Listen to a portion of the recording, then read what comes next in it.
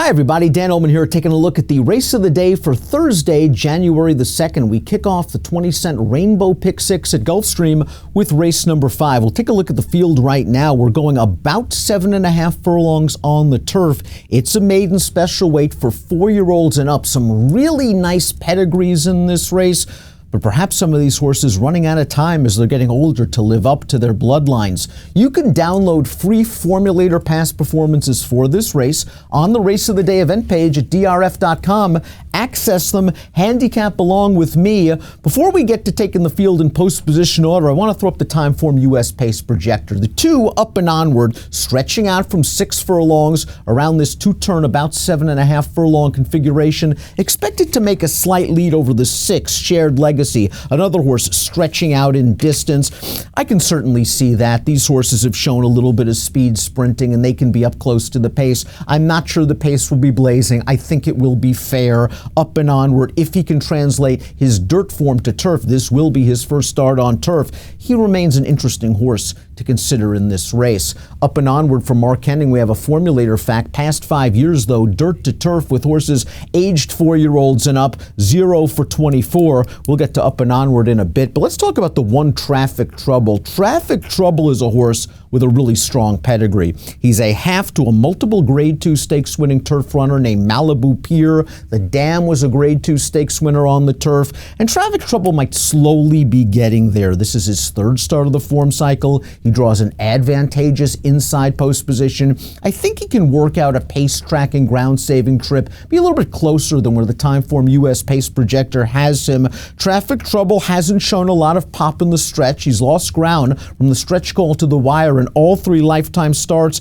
but I just think it's probably a little early to give up on him, and it'll be a nice price. 10-1 in the morning line, switching to Javier Castellano. Up and onward has a nice pedigree as well. He's by Tappet, who wins 11% with first-time turf runners, one of the great stallions of our generation. The Dam, a Grade 1 stakes winner, routing on the dirt, and there just isn't a lot of turf on the bottom of this pedigree. A lot of class, however, throughout. Up and Onward earned an 80 Beyer speed figure 2 back on dirt. If Up and Onward can transfer that form to the turf, he's going to be tough, especially if he can make an early lead. He did not do much running last time out, off about a 2.5-month layoff.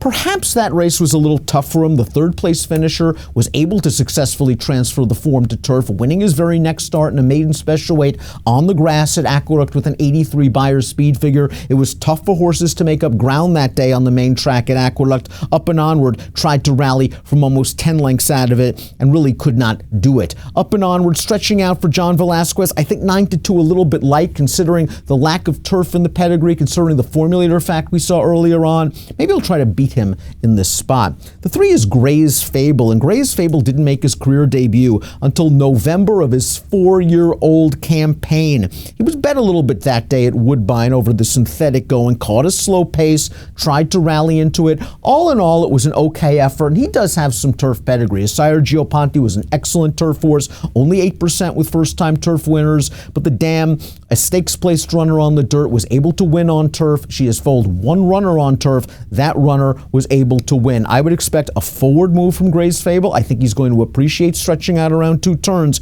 He goes out for Roger Atfield. Gray's Fable working steadily over the deep and testing going at pace and park. I think this horse is ready for a good effort at a big price.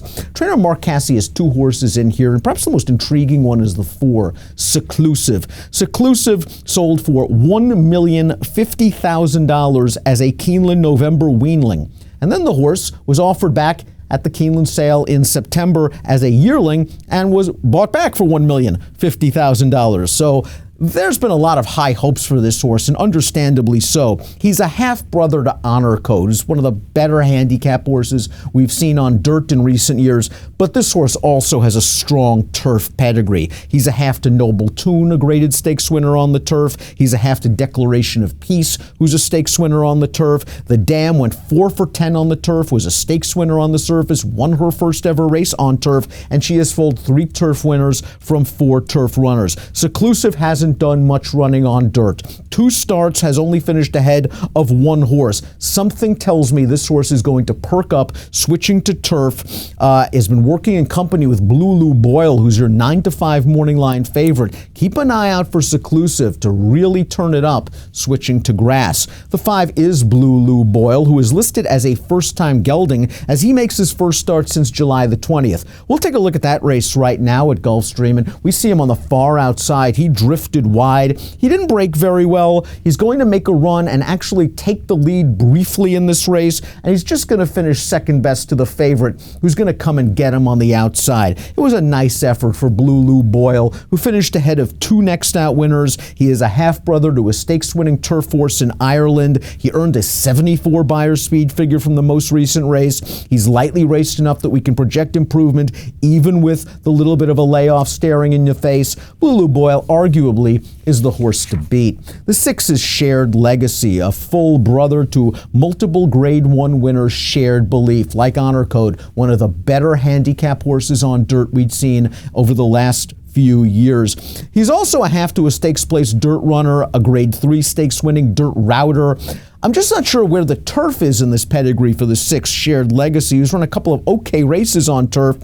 Last race on turf ran into a horse named Tap Your Daddy, who's come back to done some good things. Second in a maiden special weight on turf with a 73 Beyer at Keeneland, then second in an entry-level allowance on dirt at Churchill with a 73 Beyer, and then winning an entry-level allowance on dirt at the Fairgrounds with an 87 Beyer. So Shared Legacy has taken on some tough competition, has yet to run on firm turf in his career.